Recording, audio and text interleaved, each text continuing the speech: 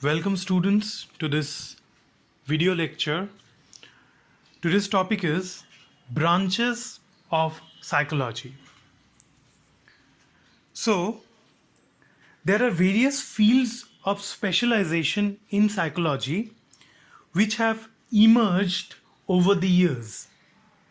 So as I have already told you that psychology is a very interesting subject because psychology is not about only one subject. It's a culmination of different fields. So here we will get to know how many kinds of psychology are there. Actually, there are different kinds of psychology in different fields, in different genre. There is psychology. We will get to know few of them. But before we get to know few of them, I would request you to go through this video lecture more than once so that you better understand. Most importantly, one thing which I must mention over here, that is, here we will get to know few of the psychological fields, few of the psychological specializations, but don't get confused. Few you will find are having connection with the other, because psychology is in some cases are interdependent, so there will be connections, so don't get confused. The first specialization is cognitive psychology. As I have already told you that the new word which came into existence here is cognitive. So, cognitive psychology. What it is? It investigates mental processes. We have already discussed about mental processes.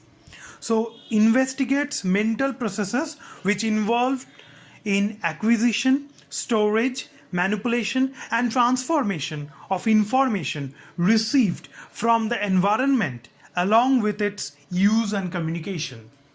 So, say for an example, a person acquisition means a person doing a information acquisition. That means a person perceiving some information or collecting some information from the environment.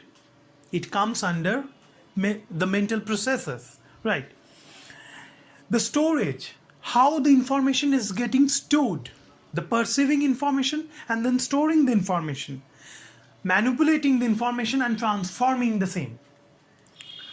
Along with its use and communication, means only we are collecting information, only we are storing information. That is not the way, that is not the only way. We are collecting information, we are storing information, then we have to communicate with that information. Say for example, I collect an amount of information about one of my student, any kind of information, the details about my student. Now, if somebody asks about my student, about that student, so I have to share that information and that becomes the communication. So the information I'm getting about my student, I'm storing that, I am manipulating that if it's needed, I'm transforming that if it's needed, and at the same time I'm using that by the modes of communication. In order to study the cognitive processes, psychologists conduct experiments in laboratory settings. So, cognitive psychologists conduct experiments to study the mental processes, to study the various kinds of cognitions. Psychologists make the experiments in laboratory settings. Not only in laboratory settings, cognitive processes are also studied in natural setting as well. So there is a laboratory setting. So in laboratory setting, what happens? There is a controlled environment. So we will learn more about all these things as we progress in this subject. We will learn more about all these things. We will get a good insight But for the time being, laboratory setting means where there is controlled environment. Everything is controlled. But in natural setting, there may not be control. Like all of you have gone through laboratory settings in maybe in physics, maybe in chemistry. So in physics or chemistry, what happens in laboratory? There is a assumptions, there is controls. So all the control variables are used. But in real life, if you think about those things, there may be differences. So that's the basic difference between a laboratory setting and a natural setting. So cognitive processes are studied both in laboratory setting as well as in natural settings. Cognitive psychologists often collaborate with neuroscientists and computer scientists. As I have already mentioned in my previous lecture, that mental processes are not same as neural processes, but there can be effect of neural processes on the mental processes. Correct? So, cognitive psychologists often collaborate with neuroscientists and computer scientists. So, for the researchers to get done, for the studies to get done. Next comes biological psychology. So after cognitive psychology, there comes biological psychology. This is another specialization of psychology. It focuses on the relationship between behavior and the physical system. So what is the physical system? The environment on which the organism exists. The environment on which an organism exists, that is actually a physical environment. So relationship between the behavior and the physical environment, including the brain and the rest of the nervous system, the immune system and genetics. So biological psychology mainly deals with the entire biology. So biology, that means it includes the nervous system, the immune system and genetics. So all these have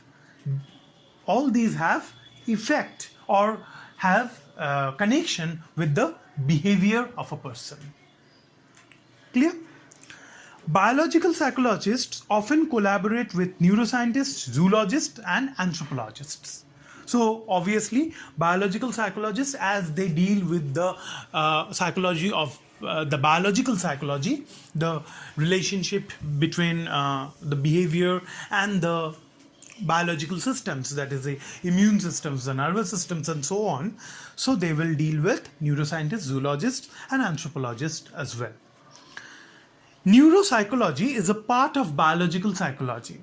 Now don't get confused that these are not connected with the cognitive psychology. Obviously they are connected with cognitive psychology, but as we are here we are getting a brief introduction, very brief introduction, like definition. We are learning the definition of each of the psychological specializations. So here you may not get the very good idea of what is the actual difference between cognitive psychology and biological psychology, but more we study on this, and if in higher studies, if you specialize on these fields, so there you will get a broader perspective. But more we study this subject in class 11 and class 12, we'll get a broader perspective on what is the difference between each of the psychological specializations. So don't get confused over here. Okay, so neuropsychology is a part of the biological psychology, and it has emerged as a field of research where psychologists and neuroscientists work together. They are working together.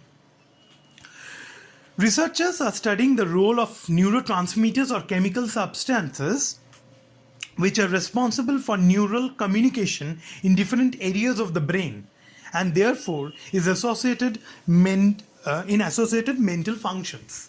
So the neurotransmitters or the chemical substances which are responsible for neural communication, they are responsible for neural communication in the brain. Like if we think from the biological perspective, so neurotransmitters are responsible for the neural communication in the brain, and obviously it will affect the mental processes, though they are not same. Mental process and neural process are not same, but it can have effects. Next one is developmental psychology, and it's a very, very, very important specialization, or it is a very important field of psychology, or a branch of psychology, because it studies the physical, social, and psychological changes that occur at different ages and stages over a lifespan from conception to old age. Now, one thing, remember that a human being, if I consider over here human being for the time being, so human being, the lifespan starts from conception till the old age, till the person dies. That is the total lifespan. We cannot say that after taking birth the life starts. The life starts when there is conception. Okay, so after conception, after a woman conceives, from there, from the conception part starts the lifespan of a person, of a life. Okay, so this field of psychology studies the physical, social, and psychological changes that occur at different ages and stages over a lifespan from conception to old age. So it studies the physical changes, like the bodily changes which happen. Social changes, obviously the society will change as we grow up. Our society changes, our environment changes. As years pass on, different societal changes happen. And psychological changes. Obviously, a newborn will have a different psychology. Child of 8 years or 9 years of age will have a different psychology. Then there will be psychological changes when that person becomes adolescent. Then there will be midlife, and then gradually towards old age. So there are different stages of developmental psychology. So we'll learn more about this. This is a very interesting part, because you can really relate with this, because we all go through these developmental changes. The primary concern of developmental psychologists is how we become what we are. So today what we are is how we become, right? So today, if a person is very down to earth, very cool, very calm, very much acceptable in the society, so it's the result of how he has become. Okay, so what are the stages he has gone through? What are the things he has gone through? What are the situations he has gone through? That determines what he is now. Okay. For many years, the major emphasis was on child and adolescent development. So, developmental psychology primarily used to deal with only child and adolescent development, because the psychologists used to think that the major development happens in child and adolescent. Obviously, the major development from the body perspective, like physical perspective, from social perspective, though social development keeps on going, but from physical perspective, the massive development happens during the child phase and the adolescent phase. And so there is a difference in the psychological development. So that's why the major emphasis was given on child and adolescent. But when there is more study went on, more research went on, psychologists thought that, however, today an increasing number of developmental psychologists show strong interest in adult development and aging. So it's not about development in a child and adolescent.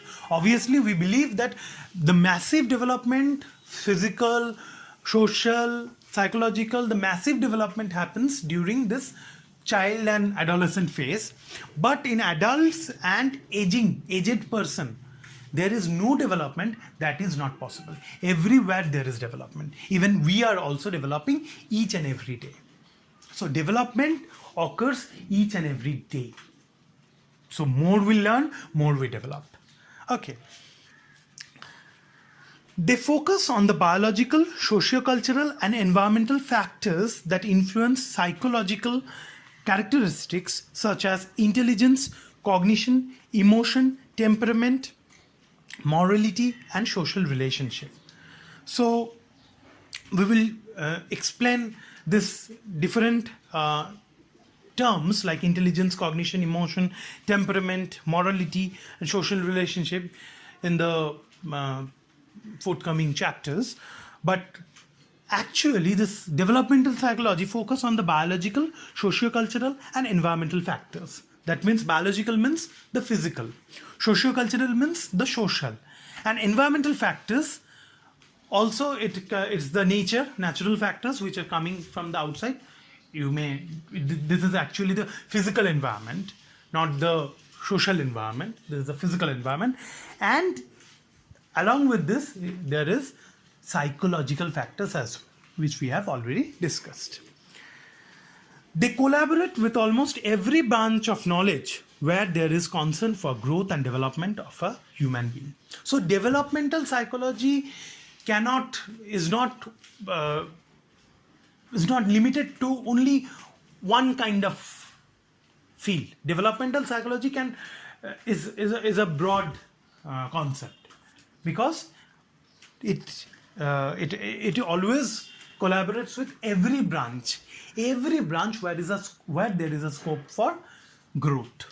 So in any branch, if you see the academic branch, if you see official or professional branch, anywhere there is a scope of development, because if we don't develop, we will not become advanced, right? We have to develop, we have to keep on developing. So everywhere where there is a scope of development, developmental psychology comes into existence. Next, we will discuss social psychology. So another branch of psychology is social psychology.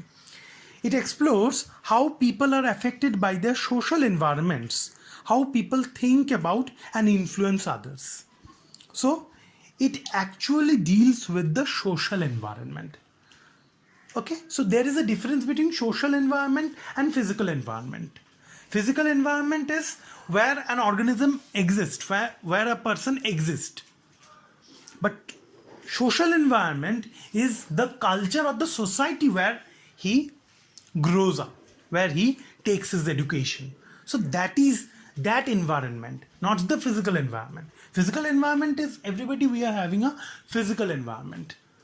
But social environment may be different for me, social environment may be different for you. So social environment differs, but physical environment always remains same, because we all are in this earth, we all are having a physical environment, right?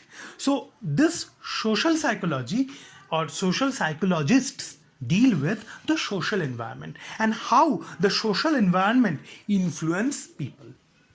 Okay. Social psychologists are interested in such topics as attitudes, conformity, and obedience to authority, interpersonal attraction, helpful behavior, prejudice, aggression, social motivation, intergroup relations, and so on.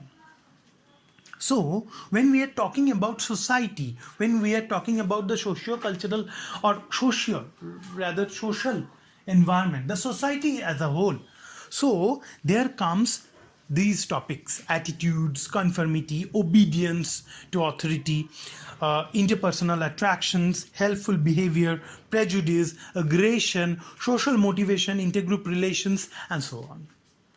So this social psychology part you have in class 12, and it's another interesting part we will delve into. Then cross-cultural and cultural psychology. So it's about the culture. So society as a whole, and then again, if we segregate society, if we just go deeper into society, there comes the culture. So society is the place we are living in. Say, for example, I'm giving you a very small example. The alley you live in can be considered as a society. But in that alley, there may be Bengali culture people, there may be Gujarati culture people, there may be Marwari culture people, there may be some foreign culture people. Understood? So that is the difference. Basic difference. So society is the alley as a whole. And if we think culture in that society, the different culture of people living in that society, that comes under cultural psychology. So these are very minute differences, but very interesting and very much important to understand to get into the psychological factors. Okay. It examines the role of culture in understanding behavior, thought, and emotion. So there is a role of culture which affects the behavior, the how we behave, how we think, and what are our emotions are. A person of a Bengali culture will behave, think, and will show the emotion in a different way than a person in a Marwari culture. There may be some similarity. Obviously, there will be some similarity, but there are some differences as well. Okay. It assumes that human behavior is not only a reflection of human biological potential, but also a product of culture. So, human behavior is not a reflection of human biological potential. It's not what the physical things say about or the physical effects. There is also a part of culture, part of society. Next, environmental psychology. It studies the interaction of physical factors such as temperature, humidity, pollution, and natural disasters on human behavior. So it is very much understandable that environmental factors will be dealt in the environmental psychology. So the environmental factors, how it affects us, our behavior, that is being dealt by environmental psychologists. The influence of physical arrangement of the workplace on health, the emotional state, and interpersonal relations are also investigated. So in environmental psychology, suppose we consider a workplace or an office. So in that office, how the physical arrangement of workplace, how the workplace is arranged, how bright or colorful it is made, or it is not bright or colorful, it is very depressing. So that also have a effect on our health, or effect on our behavior. So that is also the environment, because that workplace is the environment for the people working over there. Clear? Next, there is health psychology. So after environmental psychology, the very finely connected psychology which comes into picture is health psychology. So it deals with the health anxieties and how to cope up with it. So it focuses on the role of psychological factors, for example, stress, anxiety, in the development, prevention, and treatment of illness. So when there is some health condition occurs, suppose a person is sick due to some fever or something, so there may be a kind of stress, there may be a kind of anxiety which occurs, and because that person cannot work that time, that person is all time have to stay in bed, so that time there can be some kind of stress or anxiety that may boom up. And when that stress or anxiety booms up, the ways to cope up with them, that entire thing is being managed by or handled by or studied by the health psychologists. Areas of interest for a health psychologist are stress and coping, the relationship between psychological factors and health, patient-doctor relationship, and ways of promoting health enhancing factors. So all these are dealt by the health psychologist.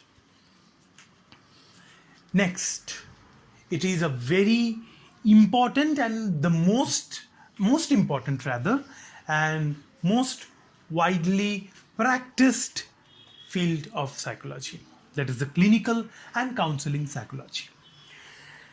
It deals with causes, treatment, and prevention of different types of psychological disorders such as anxiety, depression, eating disorders, and chronic substance abuse. So psychological disorders. Now, there is a very minor difference between disorders and disease. Disorders are something which probably cannot be cured because it is disorder. Something which should be going in order is not going in order. That is disorder. Disease rather can be cured. Disease rather can be cured if it is detected in a proper time. Disorder can be controlled. Disorder may not be cured. But disease can be cured with help of medication. Because disease is. So something which is not easy, that can be made easy. But something which is not in order can be controlled to come in order, that becomes disorder. So this is the two kinds of thing. Two kinds of concept we must keep clear about. So we cannot say psychological disease. Psychological disease never happens. Psychological disorders happen. So psychological disorders are like anxiety, depression, eating disorders, chronic substance abuse. So all these are psychological disorders. And this clinical and counseling psychology deals with the psychological disorders, the causes, treatment and prevention of psychological disorders. A related area in counseling which aims to improve everyday functioning by helping people solve problems in daily living and cope more effectively with challenging situations. So counseling is nothing but helping people to cope up with the problems, understanding the problems and helping people and giving solutions to help people so that they can cope up with the problem. Suppose somebody is having an anger problem. So anger management can be done. So how it can be done? It can be, we as a counselor can understand the person, why it is happening, what are the causes, and we can provide solutions to that person, and so that he or she can cope up. The work of clinical psychologists does not differ from that of counseling psychologists, although a counseling psychologist sometimes deal with people who have less serious problems.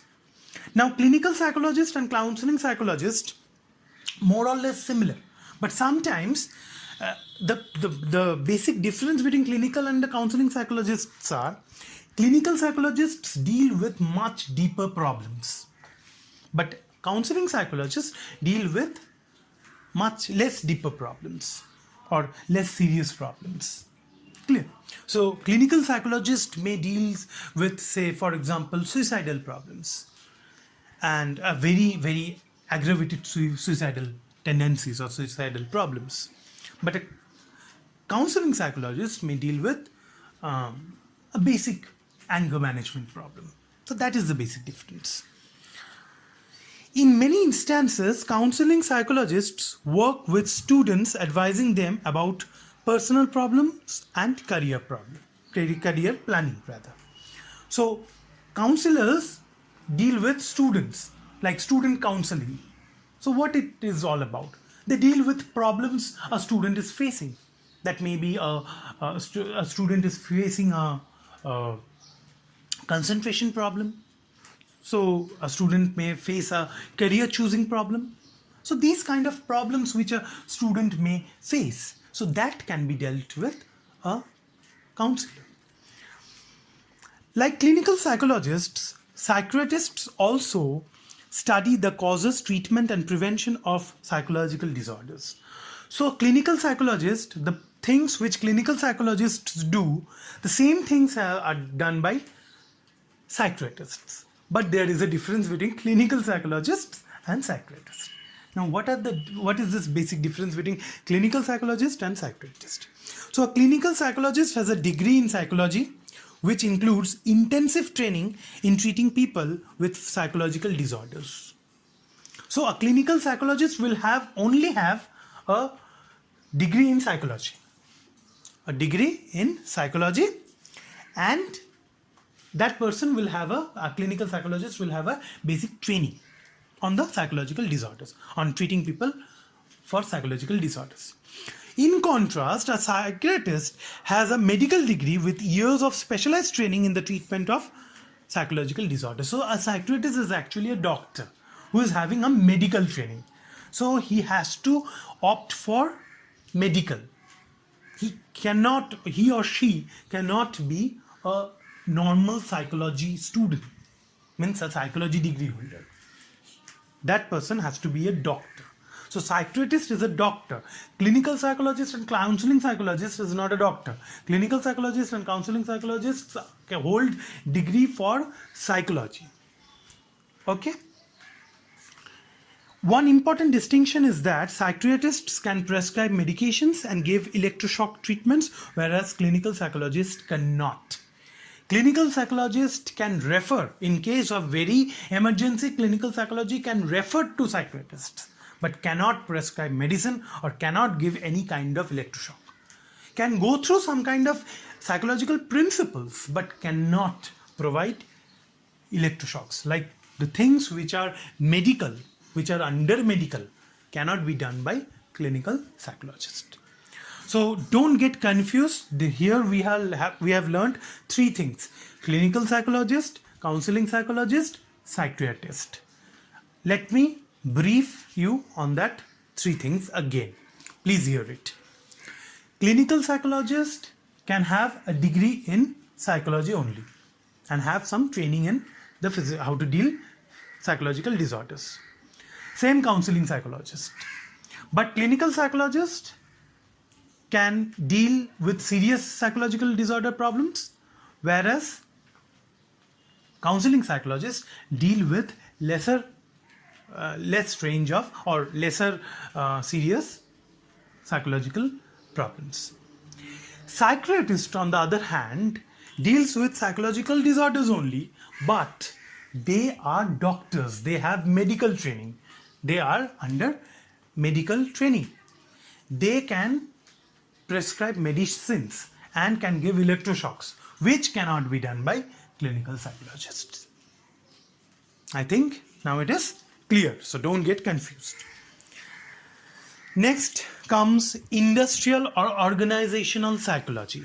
Industrial or organizational psychology. Now, what is industrial or organizational psychology?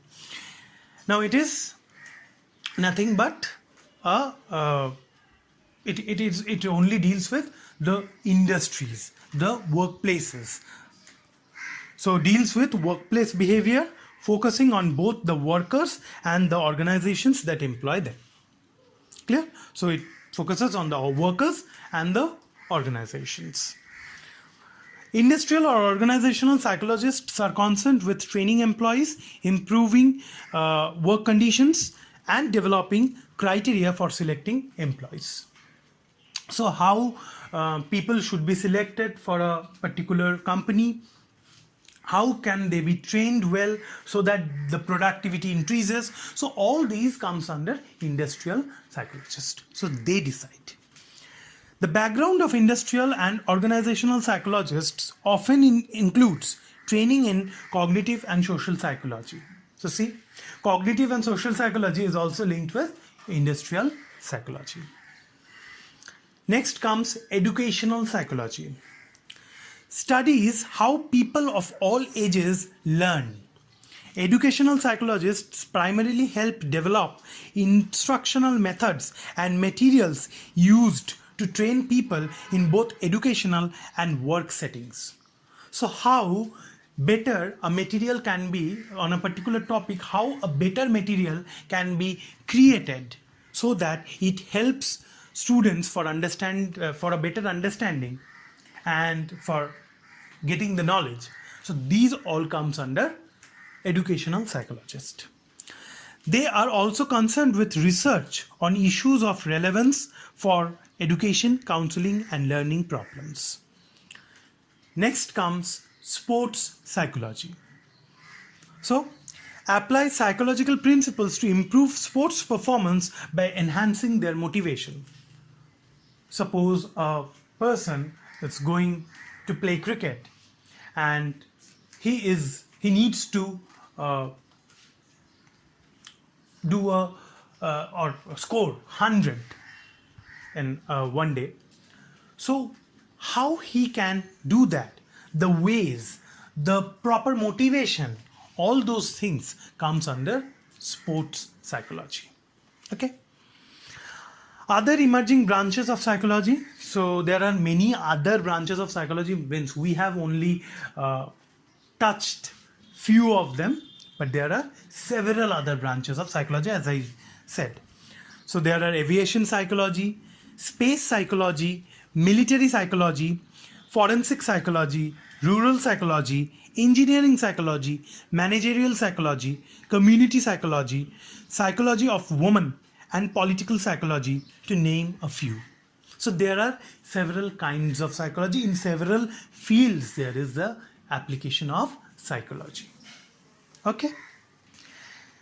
Next, what psychologists do. This can be after going through several branches of psychology, or touching the few psychological branches, our question can be, then what psychologists do. So we have gone through educational psychology, cognitive psychology, developmental psychology, so on, sports psychology, and so much. But actually what psychologists do, all are psychologists, right? They can be working on different, they can be studying different fields of psychology, but they are all psychologists, right? So what psychologists do, what we do, we as a psychologist, what we do, two things. Research in psychology, we can do a research in psychology, or we can apply psychology, application of psychology. Already the principles which are there in use, we can apply them for a better world, for a better future, or we can do further research on psychology. So these two things are done by psychologists, and these two things are done on certain themes, or we may say that based on the themes, the researches or the applications are done. Based on that themes, that based on those topics or based on those themes, we will do the research or we will do the application, because those are the actual importance. So what are those? The first one is, so themes of research and application, the first one is, psychology, like other sciences, attempts to develop principles of behavior and mental processes. So psychology, like other sciences, attempts to develop principles of behavior and mental processes. So psychology, when we are doing research on psychology, it actually deals with the principles of behavior and the mental processes. Next, theme 2, human behavior is a function of attributes of persons and environment. So human behavior is what? If we take the name human behavior, it is nothing but an attribute or a collection of persons and environment. So person, when getting something from environment, and based on that, human behavior is being thrown, or human behavior is being behaved. Theme 3, human behavior is caused. So there is always a cause for a particular human behavior. Suppose a person is angry. So anger is how he is behaving, he is angry. So there should be, actually there will be a cause for that human behavior, for that anger. Theme 4, understanding of human behavior is culturally constructed. Again, socio-cultural. So how a human is behaving, that is culturally constructed, that has effects of culture and society. In theme 5, human behavior can be controlled and modified to the application of psychological principles. Now, a human behavior, say for example anger, can be controlled, can be managed with the help of the psychological principles. The already psychological principles which are in use, we can apply them. So researches can be done based on theme 1 to theme 4, and application is based on theme 5. I hope it is clear. Next, we will focus on a topic, psychologists at work.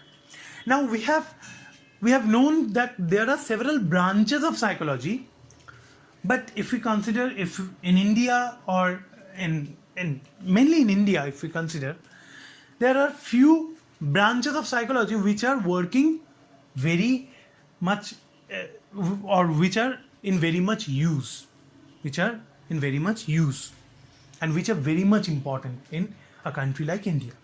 So psychologists today work in a variety of settings where they can apply psychological principles for teaching and training people to cope effectively with the problems of their lives. So what are those?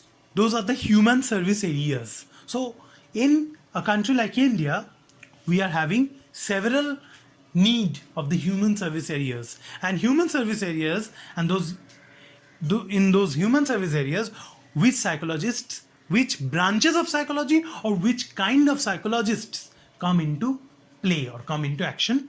Let us delve into that. Clinical psychologists specialize in helping clients with behavioral problems by providing therapy for various mental disorders and in cases of anxiety or fear or with stresses at home or at work. So clinical psychologists who deal with the psychological disorders and provide the solutions to cope up with them.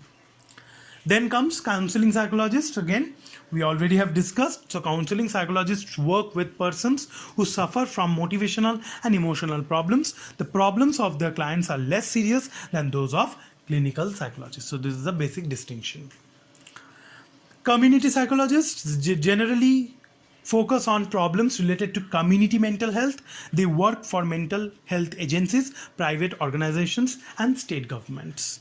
So they deal with certain communities. Communities, based on those communities, they deal with the psychology of those communities. School psychologists work in educational systems and their roles vary according to the levels of their training. School psychologists mainly deal with the schools. In schools where there is how to prepare students, how to get the best out of students. So all those things are being dealt by school psychologists. So they are a part of educational psychologists only. Okay. Organizational psychologists. So they are the part of industrial and organizational psychology. Organizational psychologists render valuable help in dealing with problems that the executives and the employees of an organization tend to face in their respective roles. Example, human resource development. So how to take people, human resource. So how to take the humans or the people in a company, how to get the best out of them, which kind of trainings should they be passed through. So all these things are dealt with organizational psychologists. So by this we come to the end of this video lecture. So let's recap what we have learned in this video lecture. First one, branches of psychology. Second one, what psychologists do. Third one, themes of research and application. And the fourth one, psychologists at work. Hope you have understood and enjoyed this video lecture. If you have any queries regarding any portion of this video lecture, you can get back to me. My mail ID is sandipanthehealer@gmail.com. You can mail me your queries in regard to this video lecture to this mail ID.